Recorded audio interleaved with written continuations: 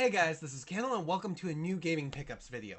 Okay, you can actually kind of see the stack right here. I've got some things to go through.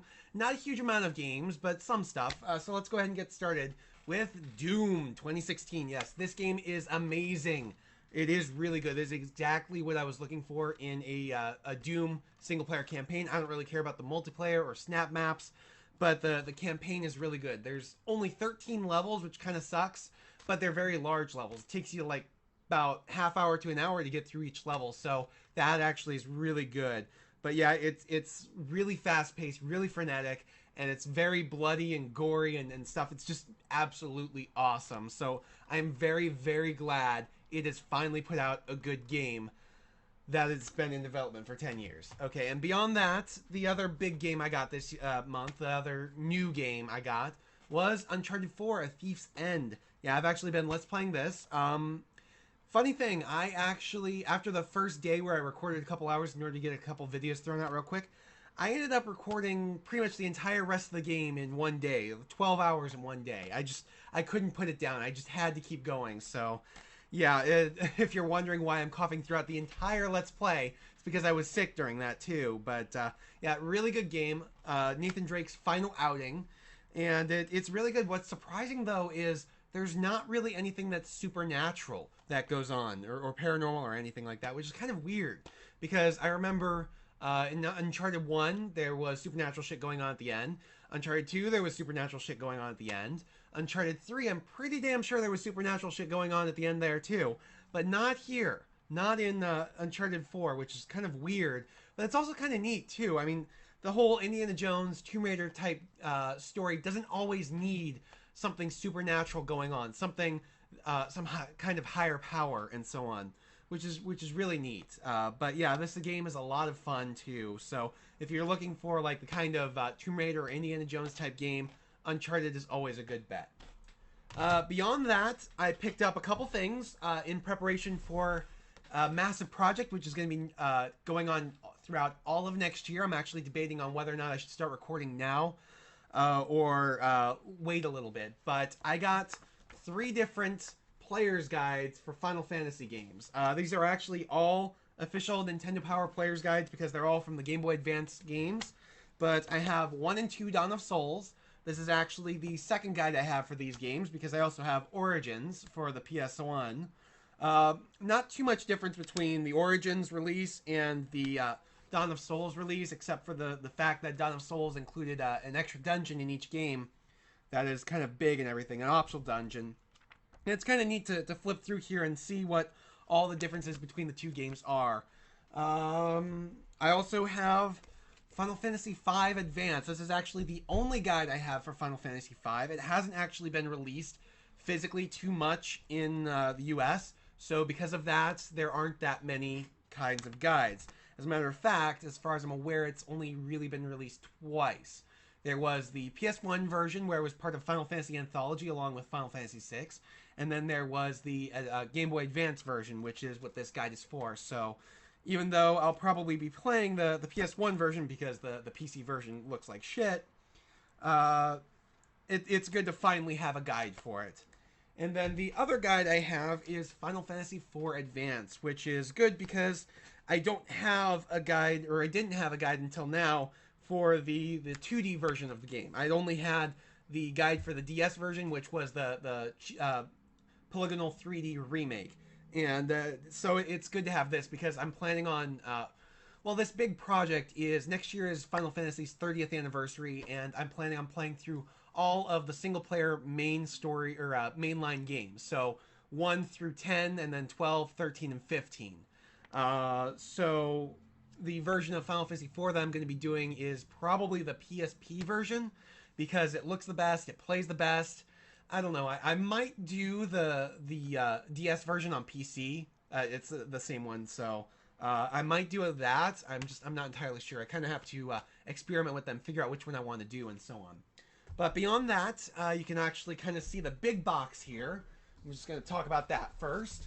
I went out kind of on an impulse buy, and I bought a Sega Genesis, which I have not had a Sega Genesis in a very long time. I actually grew up with a Genesis. It's what I had as a kid. Technically, it was my sister's, but I played it a lot more than she did. Actually, I ended up being the one who ended up turning into a gamer, and she just kind of plays casual games every now and then, or party games and stuff like that, which is, it's all right, nothing wrong with that. But what's kind of funny is I never had this version of the Genesis, and I actually think, according to the guy at the store at least, a lot of people in America had this version. For those of you overseas, you might have known it more as the Mega Drive. But what I had was the original like big launch edition that had like the volume slider and the headphone jack and stuff like that.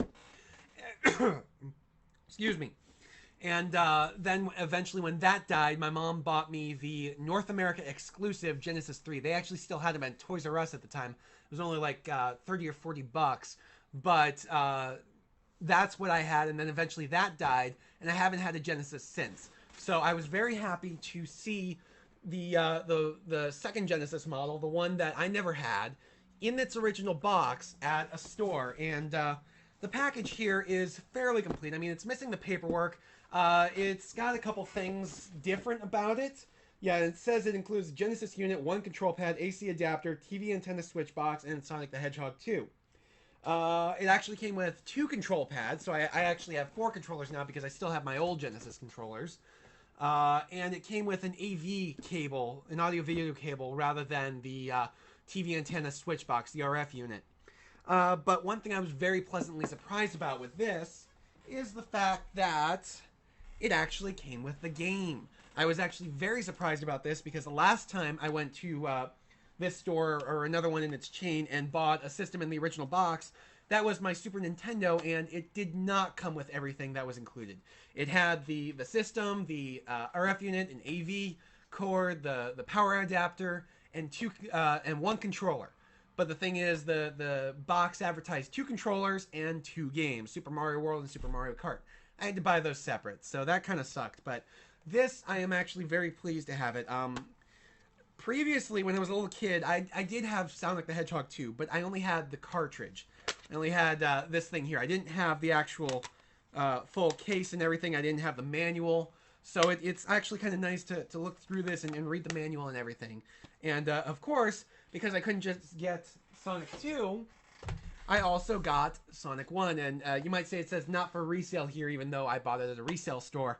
But the reason for that is because this is actually a version that was part of the original well, it wasn't a launch bundle, but the original game and system bundle for the big Genesis, where it came with Sonic the Hedgehog, and that was what I'd had as a kid, was that kind of bundle. So it was very nice to be able to get this. I mean, it has the guide, which is in pretty good condition. It has the game, it has everything. The only things I'm not really happy about with the Genesis is the box is in a bit of a rough condition, but that's kind of to be expected when it's over 20 years old. So the last thing is kind of the elephant in the room sitting right here. Well, more correctly, it's actually here. This is just the box. But something I'd had on order for a long while finally came in. My Oculus Rift. I finally have had a chance to mess around with VR, and oh my god, it is amazing, guys. It is really, truly amazing. I haven't really bought anything for it yet. I only downloaded the stuff that was free with everything, and messed around with some of the apps and so on. It's kind of neat to look and see some of these 360-degree videos and so on. Actually watched a little mini documentary on Machu Picchu where I felt like I was actually at Machu Picchu. But as far as games go, I really only have 3 at this point. One was free, one was included, and the other was included because it was a pre-order. And rather than open up the app and show you that way, they're actually shown, all 3 of them, on the back of the box here. So I got Eve Valkyrie, which was included with pre-orders. It is a dogfighting in space. It's part of the EVE Online game series and so on. But it's pretty much just dogfighting in space. You got little fighters and so on. And it's really cool being able to fly around and everything, just look around your cockpit and stuff like that. My only problems with it is outside of the first couple missions, which introduce you to the main mechanics of the game and how to fly and everything, there's no story. It is pretty much purely a multiplayer game, and that, I think, really sucks. They missed out on a huge opportunity there, and for that reason, there's not really much point for me to continue playing. So it's still a really cool game and everything.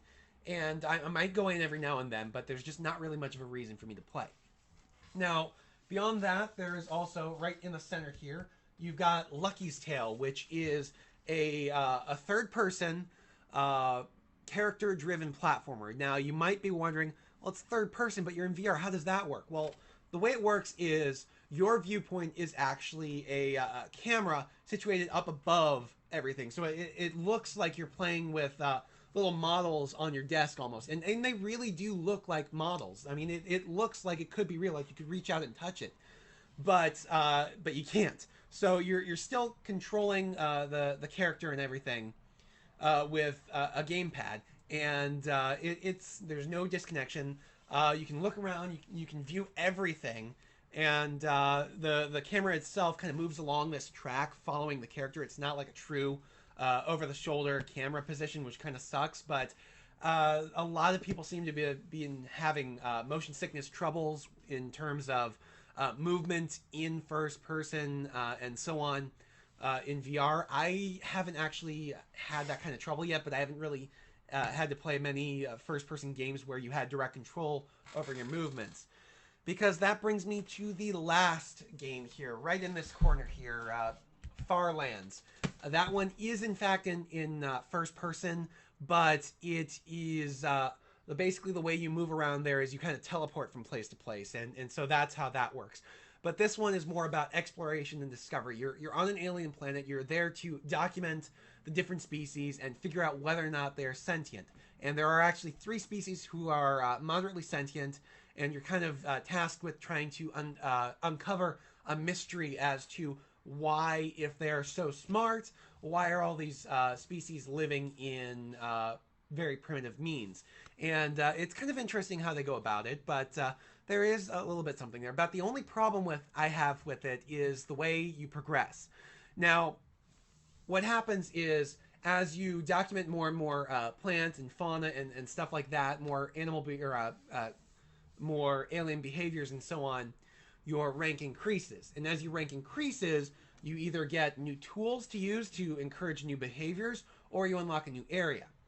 Now, you cannot go to those areas immediately after unlocking them. You have to wait until the next day. And you can only do so many things in each day that roughly take you about half an hour to an hour to do. And so you have to come back to this game time after time after time. So I started this game the day my Rift came in 2 weeks ago.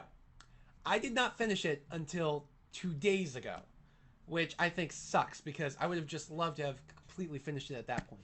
So that is all that I've got for right now. There's not going to be... well, I don't know. I was going to say there's not going to be much coming up in the next month, but I don't know. I mean, the only big game I'm looking forward to picking up over the next month is Mirror's Edge Catalyst. But we have a Steam Summer Sale on the horizon, and the fact that I now have a Genesis means I can start buying more Genesis games. So, yay for that. Plus, there are still a few other things I need to get. For one thing, I still have a few Vita games sitting up on my shelf here I've never had a chance to play because I don't have a Vita yet.